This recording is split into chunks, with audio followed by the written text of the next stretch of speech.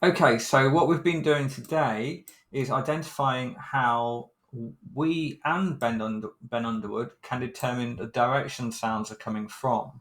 So if we look at this example here, we can pretend that we're not able to see where the sound is coming from. We don't have any of the knowledge. But in the picture, we're demonstrating for our purposes where the sound is. And we're trying to ask what would be the experience of the listener.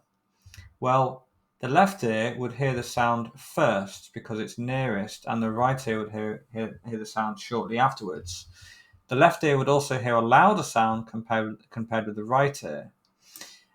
And similarly, in this situation, now, if we have a look at the case, what I wanted to show is how you can get caught out. We feel like we can determine the direction that sound comes from um, by using this method, and that's true to an extent.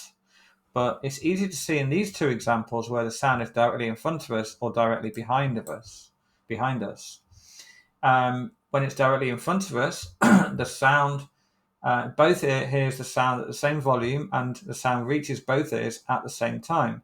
But that would be the same if it was directly behind us.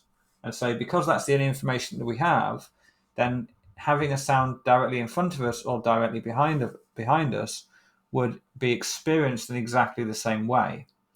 So we actually can't determine what direction sounds are coming from entirely.